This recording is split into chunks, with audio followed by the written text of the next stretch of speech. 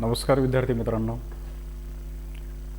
Me Vijay Patole, assistant professor SSB college of education, Shrirampur, जिल्हा अहमदनगर. आज तुम्हाला मी B.Ed फर्स्ट इयरमधील course number 103 learning and teaching या सिलेबसविषयी ओरिएंटेशन करणार आहे. विद्यार्थी मित्रांनो, तुम्हाला माहिती आहे की B.Ed हा कोर्स 2 वर्षाचा आहे आणि फर्स्ट इयर आणि सेकंड इयरसाठी काही विषय हे आपल्याला सावित्रीबाई फुले पुणे विद्यापीठाच्या शिक्षणशास्त्र विभागाच्या द्वारे आपल्या अभ्यासक्रमात समाविष्ट करण्यात आलेले आहेत. तर ह्या 103 म्हणजे 103 लर्निंग अँड टीचिंग यामध्ये या कोर्समध्ये नेमकं किती युनिट आहेत आणि कोणकोणत्या टॉपिकचा अंतर्भाव त्यामध्ये केलेला आहे हे आपल्याला पाहायचं आहे.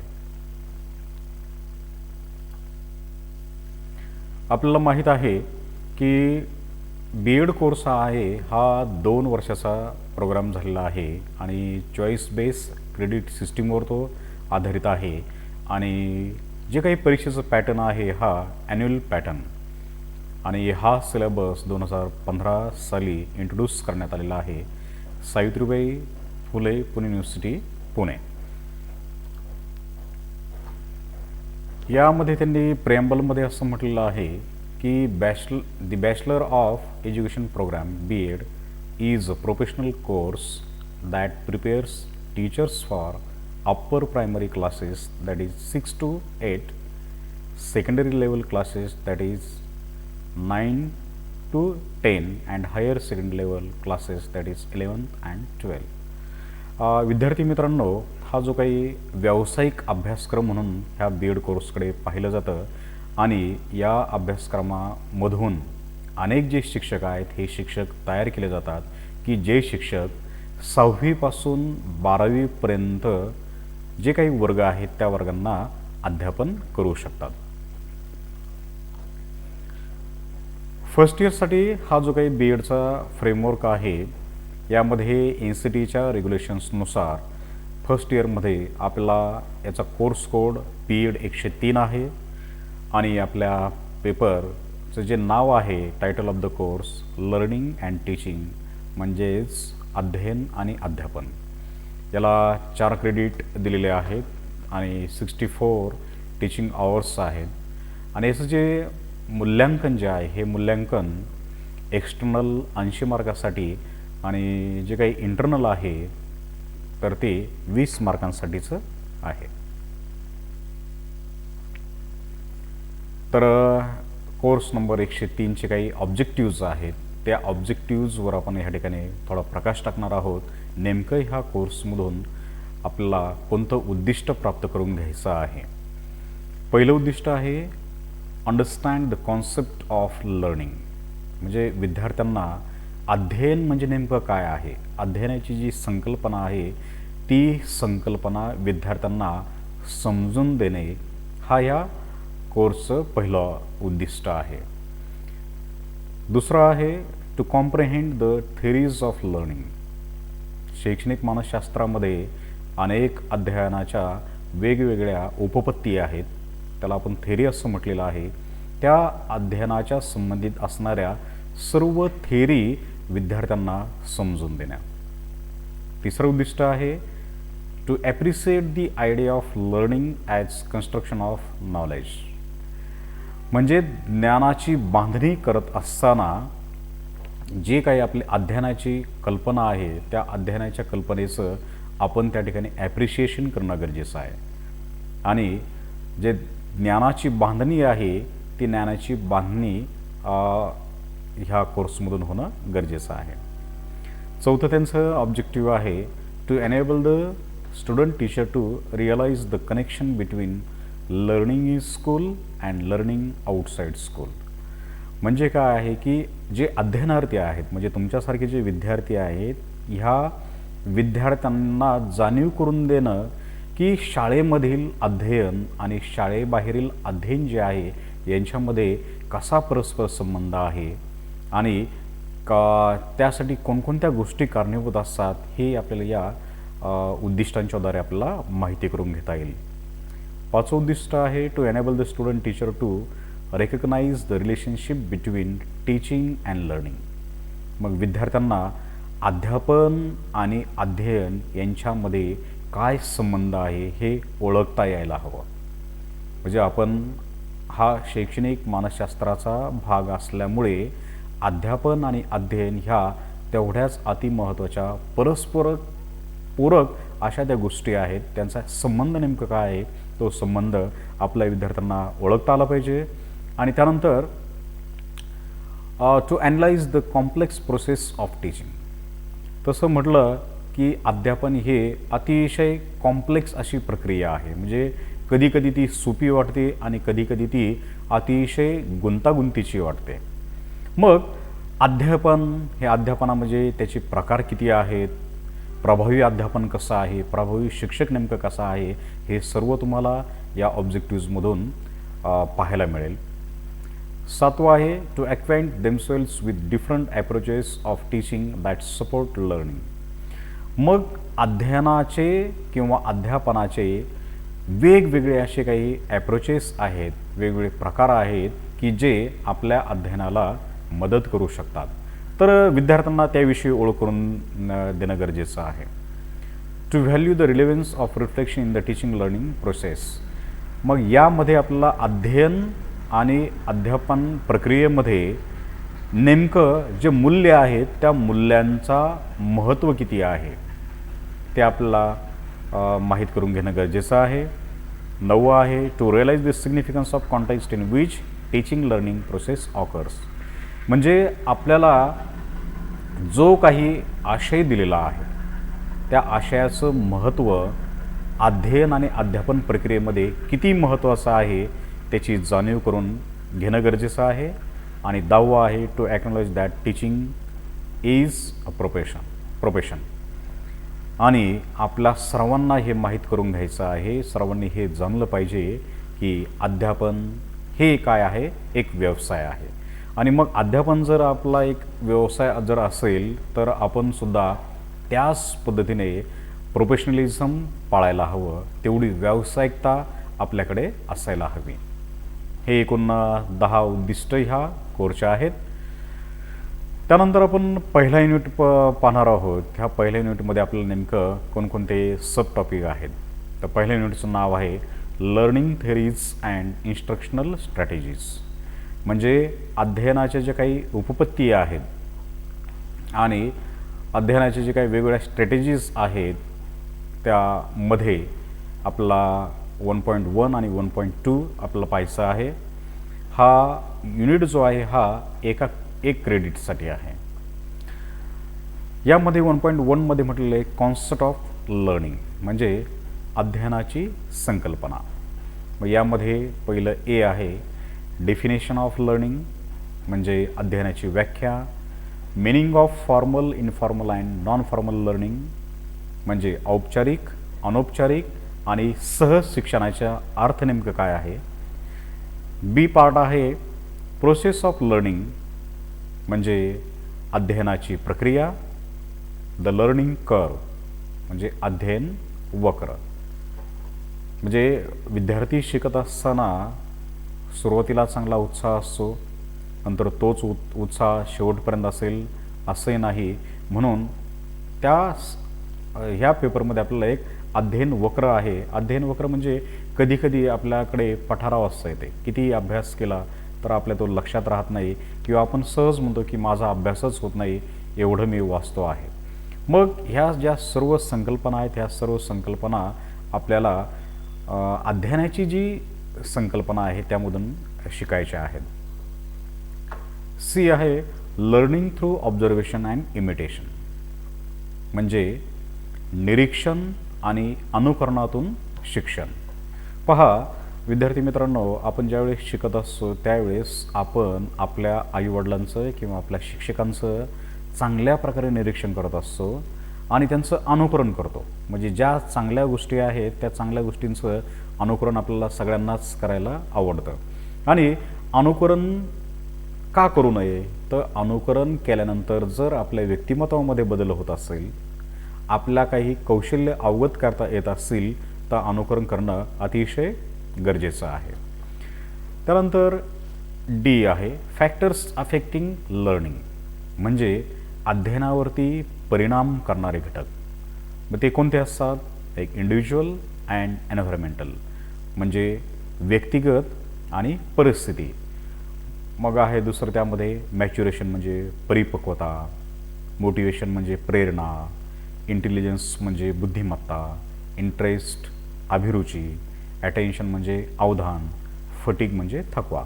म्हणजे पहा विद्यार्थी मित्रांनो की अध्ययनावरती ह्या सर्व गोष्टी परिणाम करत असतात.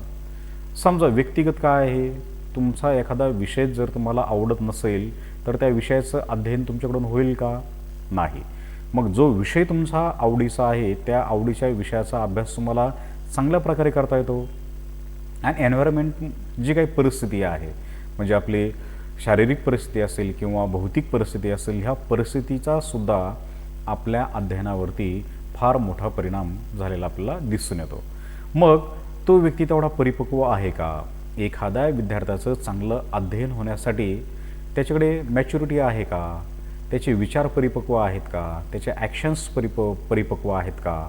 त्यानंतर अध्ययन करण्यासाठी प्रेरणा.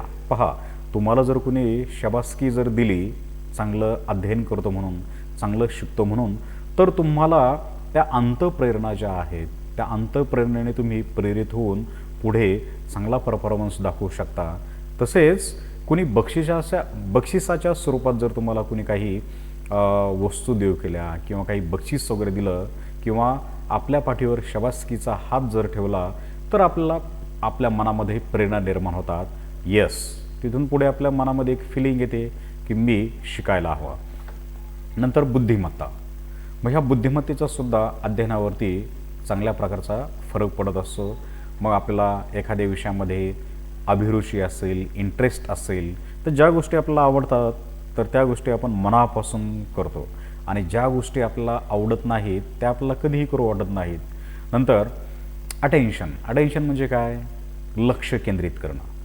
मग विद्यार्थी मित्रांनो, त्या एज्युकेशनल सायकोलॉजीमध्ये असं आहे की आपलं अवधान केंद्रीकरण जर चांगलं असेल किंवा लक्ष केंद्रित करायची जर क्षमता आपली चांगली असेल तर आपण चांगल्या प्रकारचं अध्ययन करू शकतो, चांगला अभ्यास करू शकतो. आणि तुम्ही वर्गात लेक्चर ऐकत असाल किंवा वर्गाच्या बाहेर तुम्ही अभ्यास करत असाल आणि तुमचं लक्ष जर केंद्रित होत नसेल तर तुमचं अध्ययन होऊ शकत नाही. म्हणून अध्ययन करण्यासाठी अवधान हे अतिशय महत्त्वाचं आहे. आणि नंतर अध्ययनावर परिणाम करणारा दुसरा घटक कोणता आहे? तो म्हणजे थकवा. आपल्याला थकवा येतो. पहा, एकतर आपल्याला मानसिक काम करून आपल्याला कंटाळा आल्यासारखा होतो आणि शारीरिक काम करून आपल्याला थकवा येतो. थकवा आणि कंटाळा ह्या दोन गोष्टी आहेत. याचा परिणाम मात्र आपल्या अध्ययनावरती विशेष पद्धतीने झालेला आपल्याला दिसतो. नंतर आहे transfer of learning, concept and types. Transfer of learning म्हणजे काय? अध्ययन संक्रमण, त्याची संकल्पना आणि त्याचे प्रकार. तर हे ट्रान्सफर ऑफ लर्निंग म्हणजे काय? अध्ययन संक्रमण.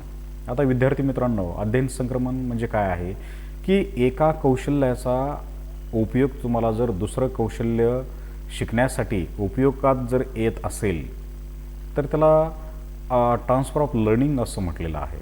मग पहा विद्यार्थी मित्रांनो, तुम्ही ज्या वेळेस चांगल्या प्रकारे काही गोष्टी शिकण्याचा प्रयत्न करता त्यावेळेस अध्ययन संक्रमण हे होत असतं. एखाद्याला जर समजा चांगल्या प्रकारे जर एखादं वाद्य वाजवता येत असेल, एखाद्याला तबला जर त्याला वाजवता येत असेल तर तो इतर त्याचे काही जे म्युझिकल इन्स्ट्रुमेंट आहेत ते म्युझिकल इन्स्ट्रुमेंट सहज त्याला शिकता येतात, कारण त्यातले जे सारे गमप आहे ते त्याला अवगत असतात. तसंच ह्या अध्ययन संक्रमणाचे 3 प्रकार आहेत. धन आहे, ऋण आहे आणि शून्य संक्रमण आहे. म्हणजे ज्यावेळेस तुम्ही वर्गामध्ये शिकाल की अध्ययन संक्रमण, येस माझं अध्ययन संक्रमण कसं झालेलं आहे किंवा मी कुठपर्यंत आहे, तर ते तुमच्या सहज लक्षात येईल. आणि नंतर आहे इम्प्लिकेशन फॉर टीचिंग, म्हणजे आपल्याला ह्या सर्व गोष्टीचा अध्यापनासाठी काय उपयोग होतो, काय महत्त्व आहे ते आपण पाहणार. 1.2 आहे traditional theories of learning by, म्हणजे अध्ययनाच्या काही पारंपरिक अशा उपपत्ती आहेत आणि ह्या उपपत्ती कोणी शोधून काढलेल्या आहेत, तर जे काही मानसशास्त्रज्ञ होते ह्या मानसशास्त्रज्ञांनी एक एक थेरी किंवा एक एक थेरी अस्तित्वात आणण्यासाठी अनेक प्रयोग केले. आणि मग त्यांनी प्रयोग करत असताना सुरुवातीला त्यांनी प्राण्यांवरती प्रयोग केले आणि नंतर मग त्यांचं ऑब्झर्वेशन करून त्यांना त्या परिस्थितीमध्ये ठेवून त्यांच्यात काय बदल होतो हे पाहिलं आहे आणि त्यांनी सर्व प्रकारच्या अध्ययन थेरीज किंवा अध्ययन सिद्धांत जे आहेत ते आपल्यासमोर मांडलेले आहेत. त्यामध्ये ए आहे थॉर्नडाईक. थॉर्नडाईक हे अमेरिकन मानसशास्त्रज्ञ एडवर्ड थॉर्नडाईक यांनी चुका आणि शिका म्हणजे प्रयत्न प्रमाद पद्धती, अध्ययनाची प्रयत्न प्रमाद पद्धती विकसित केलेली आहे. आणि या प्रयत्न प्रमाद पद्धतीमध्ये आपल्याला कोणतीही गोष्ट जर आपल्याला शिकायची असेल तर सर्वप्रथम आपण चुका करतो आणि नंतर हळूहळू त्या चुका कमी होत जाऊन पुन्हा आपलं अध्ययन चांगलं होतं, आपल्याला कौशल्य प्राप्त होतं आणि ते स्किल आपल्याकडे सहज आपल्याला वापरता येतं. नंतर पॅवलॉव आहे, तर हे पॅवलॉवने सुद्धा एक अभिजात अभिसंधान जी काही थिअरी आहे ती थिअरी या ठिकाणी उपपत्ती या ठिकाणी मांडलेली आहे. यांनी कुत्र्यावरती प्रयोग केलेला होता. नंतर सी स्किनर एक मानसशास्त्रज्ञ आहेत, त्यांनी सुद्धा साधक अभिसंधान ही जी थिअरी आहे ती थिअरी या ठिकाणी मांडलेली आहे, उपपत्तीचा समावेश केलेला आहे. आणि जगभर ह्या सर्व जे काही शास्त्रज्ञ आहेत, मानसशास्त्रज्ञ आहेत, यांच्या अध्ययन थेरीचा अभ्यास केला जातो. स्किनरने कबूतर जे आहेत ह्या कबुतरावरती प्रयोग केलेला होता, त्यांचं निरीक्षण केलं होतं आणि अध्ययन कसं घडतं या बाबतीत आपले विचार मांडलेले आहेत. आणि कोहलर याने मर्मदृष्टीमूलक हा जो काही सिद्धांत आहे शैक्षणिक मानसशास्त्रामधील तर तो मांडलेला आहे. यांनी आपल्या थेरीमध्ये एका चिंपांजी जातीच्या माकडावर त्यांनी प्रयोग केलेला आहे की ज्या माकडाला एका पिंजऱ्यामध्ये ठेवून छताला केळी टांगलेली असते आणि मग एक त्या बंद खोलीमध्ये एक काठी ठेवलेली असते आणि मग त्याला भूक लागल्यानंतर तो जो काही चिंपांजी जातीचा माकडा आहे तर तो वेगवेगळ्या प्रकारच्या कृती कशा करतो आणि शेवटी त्याला मर्म कसं त्याला कळतं, म्हणजे समस्या शोधण्यासाठी आपल्याला काय काय करावं लागतं. एकदा समस्येचं मर्म समजलं की सगळ्या गोष्टी आपल्याला लक्षात येतात. त्यावर ह्या कोहलरने प्रकाश टाकलेला आहे आणि ती एक अतिशय चांगल्या प्रकारची थेरी या शैक्षणिक मानसशास्त्रामध्ये आहे. आणि ह्या सर्व थेरींचा आपल्याला आपल्या अध्यापनामध्ये कसा प्रभावीरित्या वापर करता येईल हे आपल्याला ह्या युनिटमध्ये पाहायचं आहे, तो म्हणजे युनिट नंबर 1. त्यानंतर आपण युनिट नंबर 2कडे वळणार आहोत. या युनिट नंबर 2चं नाव आहे ॲक्टिव्ह एंगेजमेंट इन लर्निंग. याला क्रेडिट 1 दिलेलं आहे आणि यामध्ये सुद्धा अध्ययनामध्ये सक्रियता कशी असावी आणि अध्ययनामध्ये सक्रिय कसं असायला हवं, तर ह्या 2 थेरीज आहेत.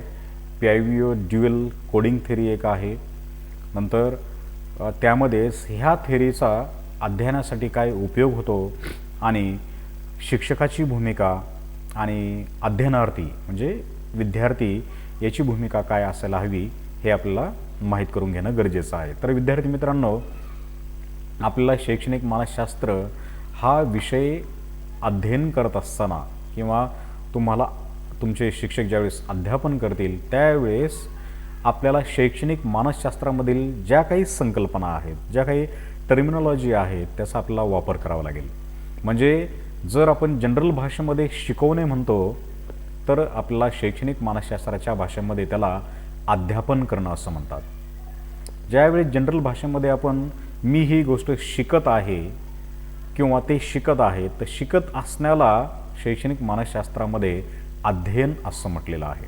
मग ह्या ज्या काही नवीन सर्व ज्या काही संकल्पना आहेत ह्या संकल्पना जनरल भाषेमध्ये सोप्या आहेत, पण एक टीचर म्हणून आपल्याला जी शैक्षणिक मानसशास्त्राची भाषा आहे ती सुद्धा यायला हवी.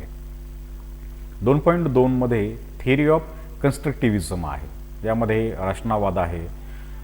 तर ह्या रचनावादावर आपल्याला प्रकाश टाकायचा आहे. यामध्ये ए कॉग्निटिव्ह कन्स्ट्रक्टिव्हिझम म्हणजे बोधात्मक रचनावाद.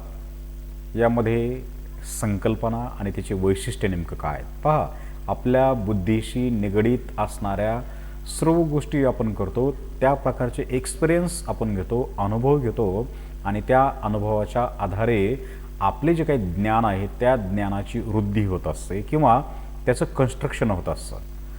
दुसरं आहे सोशल कन्स्ट्रक्टिव्हिझम म्हणजे सामाजिक रचनावाद आहे. यामध्ये सुद्धा याची कॉन्सेप्ट आणि फीचर किंवा आपल्याला त्याचे जे वैशिष्ट्य आहेत ते आपण पाहणार आहोत. तिसरं आहे concept mapping and mind mapping म्हणजे संकल्पना मापन आणि मनोमापन. आता संकल्पना ह्या कशा तयार होतात, बरोबर, किंवा एखादा आपण म्हणतो की हा पाळीव प्राणी आहे, गाय एक संकल्पना आहे. तर गाय ही संकल्पना कशी आहे, तर पहा, गायला 2 कानं आहेत, 2 शिंग आहेत, 4 पाय आहेत, बरोबर. आणि गाय काय करते, ती हंबरते. मग जगातल्या सर्व ज्या गायी आहेत त्या गायी जरी वेगवेगळ्या दिसायला असल्या तरी 4 पाय असतात, 2 कानं आहेत आणि गाय काय करते, दूध देण्याचं काम करते आणि गायी हंबरते. मग गायी ही जी संकल्पना आहे ही संकल्पना सर्व जगामध्ये एकसारखी आहे. मग माइंड मॅपिंग काय. माइंड मॅपिंग की मला भविष्यामध्ये त्या पद्धतीने काय काय करता येऊ शकतं, माझ्या मनातल्या ज्या ज्या काही संकल्पना आहेत त्या संकल्पना मला चित्र स्वरूपामध्ये मांडता येऊ शकतात आणि प्रत्येक गोष्टीचा एकमेकांशी काय असतो, चांगल्या प्रकारचा सहसंबंध असतो. आणि मग या दृष्टीने आपल्याला पुढं पाहायचं आहे की कॅरेक्टरिस्टिक्स ऑफ कन्स्ट्रक्टिव्हिस्ट क्लास म्हणजे ह्या रचनावादावर आधारित जे काही वर्ग संकल्पना आहे किंवा आता सध्या आपल्याला माहीत आहे की ज्ञान रचनावाद सगळ्यांना माहिती झालेलं आहे, कन्स्ट्रक्टिव्हिझम ॲप्रोच आलेला आहे. तर याची वर्गरचना कशी असायला हवी, बैठक व्यवस्था कशी असायला हवी, शिक्षकांनी नेमकं काय शिकवायला हवं, कोणत्या गोष्टींवर भर द्यायला हवा, त्यांच्या कोणत्या क्षमता विकसित व्हायला हव्यात, हे सर्व आपल्याला यामध्ये पाहायला मिळणार आहे. आणि मग या 2.3 मध्ये आपल्याला अध्यापनामध्ये या ज्ञान रचनावादाचा आपला वापर कसा करता येईल ते आपल्याला शिकायचं आहे. नंतर 2.4 मध्ये brain based learning principles and educational implications म्हणजे मेंदू आधारित अध्ययन. मग याचे काही तत्त्व आहेत किंवा काही शैक्षणिक महत्त्व आहेत. मेंदू आधारित अध्ययन, विद्यार्थी मित्रांनो, आपल्या सर्वांना माहीत आहे की आपल्याला मेंदू आहे, मेंदूचे 2 एक लहान मेंदू आहे, एक मोठा मेंदू आहे. पुन्हा त्याचे आपण जर वेगवेगळे जर असे समान जर भाग केले तर उजवा मेंदू आणि डावा मेंदू. तर उजवा मेंदू आणि डावा मेंदूमध्ये अध्ययनाशी संबंधित, कौशल्यांशी संबंधित वेगवेगळे जे केंद्रके आहेत ते केंद्रके त्या ठिकाणी असतात आणि त्याला जागृत करण्याचं काम एका शिक्षकाकडून होत असतं. आणि जो काही अध्ययनार्थी आहे या अध्ययनार्थीने सुद्धा की मला नेमकं काय शिकायचं आहे, माझ्याकडे कोणतं स्किल आहे, तर त्या ठिकाणचे केंद्रके जागृत करून तो मेंदू आधारित अध्ययन त्या ठिकाणी करू शकतो. नंतर युनिट नंबर 3 आहे आस्पेक्ट्स ऑफ टीचिंग म्हणजे अध्यापनाची वेगवेगळी अंग कोणकोणते आहेत, याला सुद्धा एक क्रेडिट आहे. ह्या 3.1 कॉन्सेप्ट ऑफ टीचिंग म्हणजे अध्यापनाच्या संकल्पनेमध्ये ए आहे डेफिनेशन्स ऑफ टीचिंग. अध्यापन म्हणजे काय आहे. सर्वप्रथम आपल्याला एखादा अर्थपूर्ण आशय वर्गात शिकवणं म्हणजे अध्यापन आपण म्हणू शकतो. परंतु अशा वेगवेगळ्या प्रकारच्या अध्यापनाच्या व्याख्या आपल्याला अभ्यासाव्याच्या आहेत. नंतर बी आहे लेवल्स ऑफ टीचिंग. अध्यापनाचे काही स्तर आहेत. मग तुमचा आपला शाळेतील स्तर नाही तर वेगवेगळ्या प्रकारचे काही जे स्तर आहेत ते स्तर आपल्याला यामध्ये शिकायचे आहेत.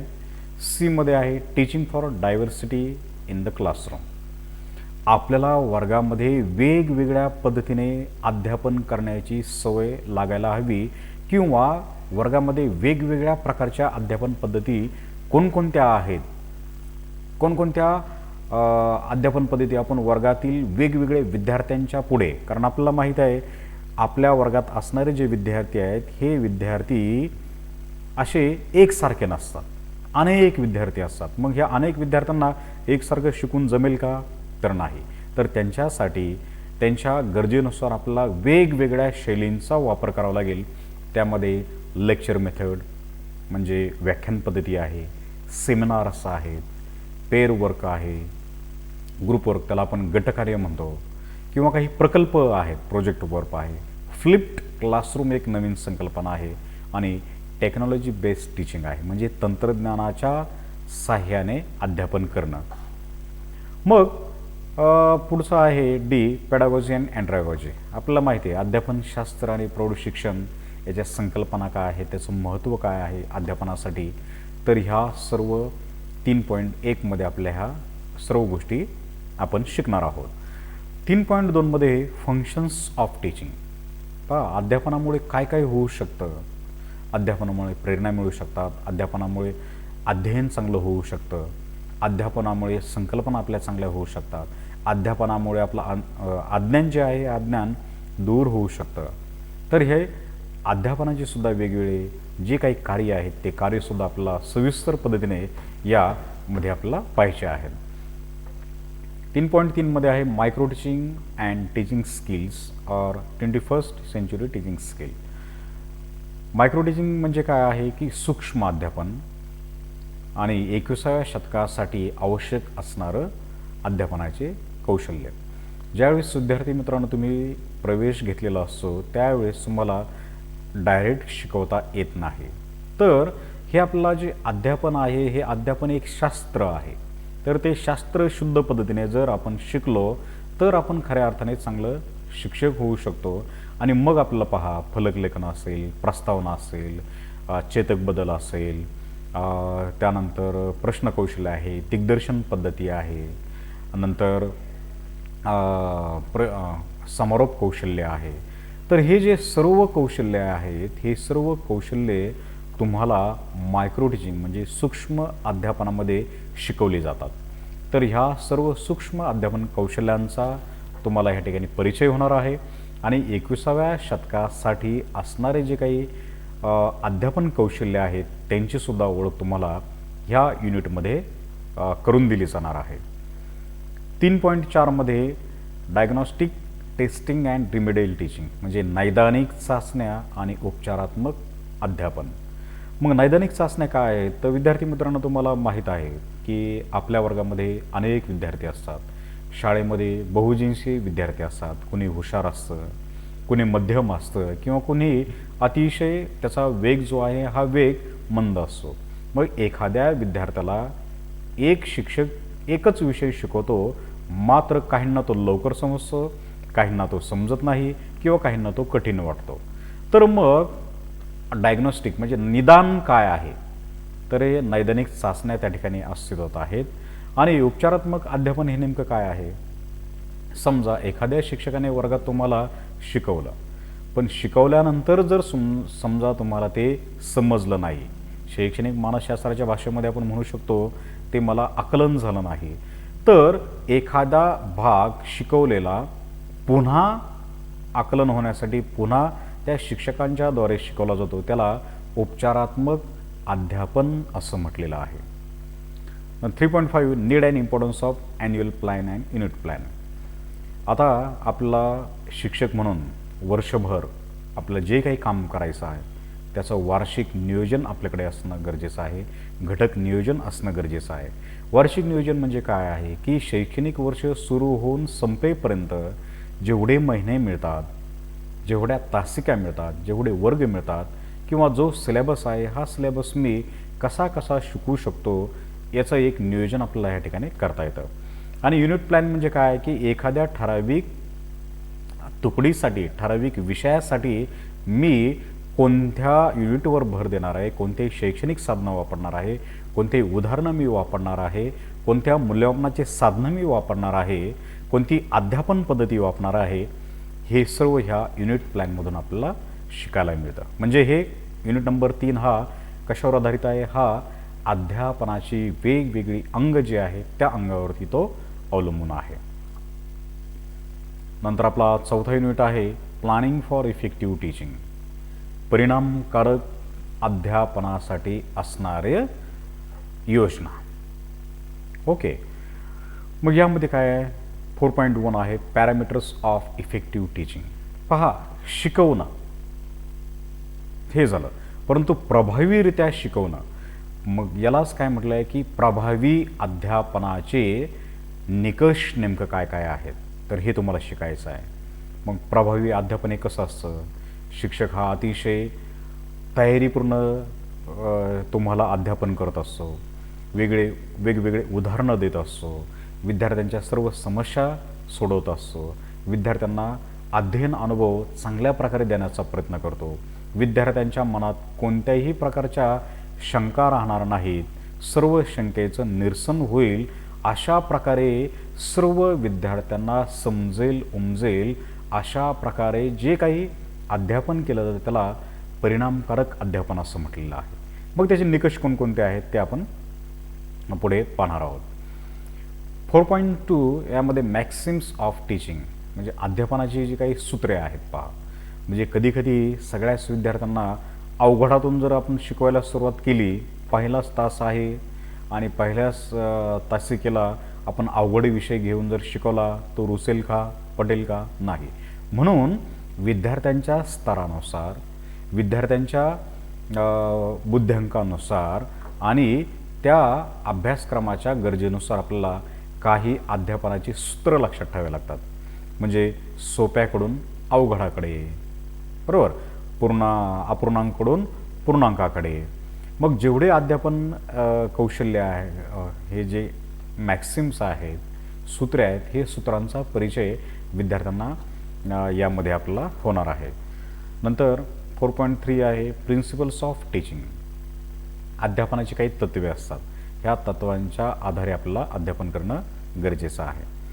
नंतर 4.4 आहे मॉडेल्स ऑफ टीचिंग, म्हणजे अध्यापनाची प्रतिमाने. यामध्ये त्याची संकल्पना, त्याची वैशिष्ट्ये, त्यानंतर नेमकं त्याचं ओरिजिन कुठून आहे, उत्पत्ती कुठून आहे, त्याचं महत्त्व कसं आहे. यामध्ये ॲडव्हान्स ऑर्गनायझर मॉडेल आहे, त्याला अग्रज संघटक प्रतिमान असं म्हटलेलं आहे. ह्या BEdच्या पहिल्या वर्षी आपल्याला हे 4 अध्यापन प्रतिमानं शिकायचे आहेत. दुसरं आहे कॉन्सेप्ट अटेनमेंट मॉडेल, म्हणजे संकल्पना प्राप्ती प्रतिमान याला असं म्हटलेलं आहे. नंतर इन्क्वायरी ट्रेनिंग मॉडेल, पृच्छा प्रशिक्षण प्रतिमान आहे. ज्युरिस्प्रुडेन्शियल इन्क्वायरी मॉडेल, हे सर्व जे काही मॉडेल्स आहेत, प्रतिमान आहेत, ह्या प्रतिमानांचा आपल्याला सविस्तर अभ्यास युनिट नंबर 4 मध्ये केला जाणार आहे. नंतर 4.5 मध्ये आहे टीम टीचिंग. टीम टीचिंग म्हणजे काय आहे, सांघिक अध्यापन, त्याची संकल्पना आणि त्याचं अध्यापनातील महत्त्व नेमकं काय आहे. पहा, वर्गामध्ये एकच शिक्षक शिकवतात, पण ह्या BEd कोर्समध्ये आपल्याला ज्यावेळेस तुम्ही पाठावर जाल किंवा तुम्हाला प्रॅक्टिस लेसन्स वगैरे असतात, टीम टीचिंग वगैरे तुमचं असतं, त्यावेळेस तुम्हाला एक युनिट 4 ते 5 विद्यार्थ्यांनी किंवा 2पेक्षा जास्त विद्यार्थ्यांनी वर्गामध्ये शिकवायचं असतो. म्हणजे एकाने प्रस्तावना करायची, एकाने हेतुकथन करायचं, एकाने फलकलेखन करायचं, एकाने स्पष्टीकरण करायचं किंवा एकाने संकलन घ्यायचं. म्हणजे एकच आशय हा वेगवेगळ्या विद्यार्थ्यांना चांगल्या प्रकारे समजून सांगण्याचा प्रयत्न ह्या टीम टीचिंगमधून केला जातो. आणि परावर्तित टीचिंग, त्याला रिफ्लेक्टिव्ह टीचिंग म्हटलेलं आहे. कॉन्सेप्ट अँड इम्प्लिकेशन्स नेमकं त्याचे काय आहेत ते आपण पाहणार आहोत. आणि 4.7 आहे टीचिंग ॲज अ प्रोफेशन, म्हणजे अध्यापन हे काय आहे, व्यवसाय आहे.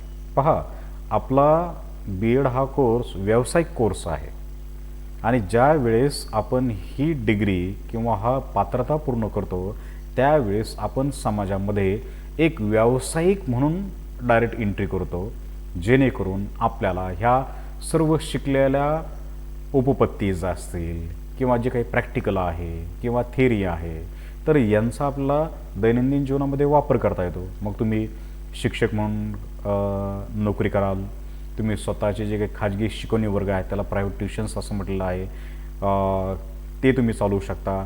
त्या जे ट्युटर आहे ते तुम्ही होऊ शकता किंवा इन्स्ट्रक्टर तुम्ही होऊ शकता. मात्र आपल्याला हा कोर्स केल्यामुळे तुमच्यामध्ये प्रोफेशनल ॲटिट्यूड हा निर्माण होणं गरजेचं आहे आणि याचा उद्देशच तो आहे की आपल्या सर्व विद्यार्थी शिक्षकांमध्ये हा व्यावसायिक दृष्टिकोन निर्माण होणं गरजेचं आहे. आता हा जो सर्व सिलेबस आहे, हा सर्व सिलेबस शिक्षकांनी किंवा जे काही तुमचे शिक्षक प्रशिक्षक आहेत हे ह्या खालील पद्धतीने तुम्हाला ते घेऊ शकतात. कधी ते व्याख्यान पद्धतीचा वापर करू शकतील, कधी वर्गामध्ये गटचर्चा होऊ शकते किंवा असाइनमेंट, जे गृहकार्य तुम्हाला दिलेलं आहे, प्रोजेक्टवर दिलेलं आहे, क्षेत्रभेट आहे, पोस्टर प्रेझेंटेशन आहे, सेमिनार आहे किंवा इंटरव्ह्यू आहे. म्हणजे सुरुवातीच्या काळामध्ये फक्त विद्यार्थ्यांना अध्यापन म्हणजे व्याख्यान पद्धतीचा वापर केला जायचा, परंतु आपला बहुजनसी गट असल्यामुळे ह्या सर्व गोष्टींचा वापर करणे क्रमप्राप्त आहे. कारण बी एडला येणारे विद्यार्थी हे चांगल्या प्रकारे मॅच्युअर्ड विद्यार्थी असतात आणि त्यांना व्याख्यानाशिवाय इतर पद्धतीने सुद्धा आपल्याला अभ्यासक्रम पूर्ण करता येतो. त्यातले हे सर्व प्रकार आहेत. मग आपला जो काही हा विषय आहे, ह्या विषयाला तुम्हाला माहीत आहे की याला गुण आहेत 100, त्यातले 80 हे एक्सटर्नल असतात, 80 मार्काचं पेपर आणि 20 मार्काचं इंटर्नल वगैरे असतं. मग हा प्रॅक्टिकल जो काही पार्ट आहे, प्रात्यक्षिक आहे, ह्या 4 पैकी कोणतंही तुम्हाला एक प्रॅक्टिकल करायचं आहे, एक प्रात्यक्षिक कार्य पूर्ण करायचं आहे आणि ते कॉलेजमध्ये राहून. यामध्ये काय आहे की construct and develop a concept map or mind map on any unit or topic from the course. म्हणजे आपलं एक मनोमापन किंवा संकल्पना मापन यावरती आपल्याला हे प्रॅक्टिकल कंप्लीट करायचं आहे. म्हणजे तुमच्या अध्ययन ह्या युनिटमधील तुम्ही कोणतेही घेऊ शकता. तसंच दुसरा ऑप्शन आहे यामध्ये एक्सपेरिमेंट्स, म्हणजे मानसशास्त्रीय काही प्रयोग आहेत. या आपल्याला 3 प्रयोग आहेत, त्यापैकी कोणतेही 2 आपल्याला घ्यायचे आहेत किंवा तुम्हाला ते घ्यायचे आहेत. यामध्ये लर्निंग आहे, म्हणजे अध्ययन कसं होतं किंवा अध्ययनाची वैशिष्ट्ये काय आहेत, अध्ययन वक्र कसा आहे, पठारावस्था नेमकं काय आहे, प्रगती आपली नेमकं कशी होती, हे सर्व ह्या प्रयोगामध्ये आपल्याला शिकायचं आहे. त्यानंतर अटेन्शन म्हणजे अवधान क्षमता, आपलं जे लक्ष केंद्रित करण्याची क्षमता, की आपण एखाद्या वर्गामध्ये 50 मिनिटाचं जर लेक्चर चालू असेल, व्याख्यान चालू असेल, तर 50 पैकी विद्यार्थ्यांनी फक्त 15 मिनिटे वर्गामध्ये चांगल्या प्रकारचं लक्ष देऊ शकतात. इतर जे मिनटं आहेत, इतर मिनटं वर्गामध्ये त्यांचं लक्ष नसतं. आणि तिसरा प्रयोग आहे तो म्हणजे फटीग, म्हणजे कार्य केल्यानंतर आपला जो काही थकवा येतो, मग थकवा किंवा मानसिक कंटाळा आहे, एकच प्रकारचं काम सतत करत असताना सुरुवातीला आपला उत्साह असतो, पण नंतर त्यामध्ये रिपिटेशन झाल्यानंतर त्या गोष्टीचा सुद्धा आपल्याला कंटाळा येतो आणि हे कंटाळा आला की त्याचा आपल्यावरती काय परिणाम होतो हे यावरून आपल्याला पाहायचं आहे.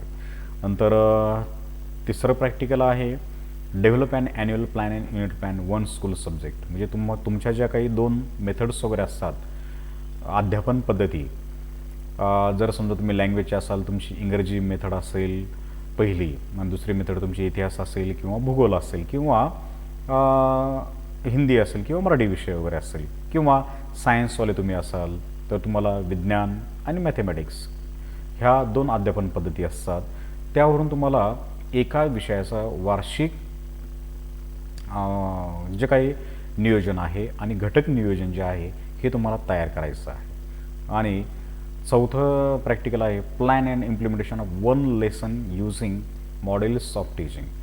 म्हणजे आत्ता आपण मागच्या युनिटमध्ये जे काही प्रतिमानं पाहिलेली आहेत, अध्यापनाची प्रतिमानं, ते वर्गात तुम्हाला शिकवल्यानंतर त्या प्रतिमानावर कोणतंही एक प्रतिमान निवडायचं आहे आणि त्याच्या आधारे आपल्याला एक जो काही पाठ आहे तो पाठ वर्गामध्ये सादर करायचा आहे.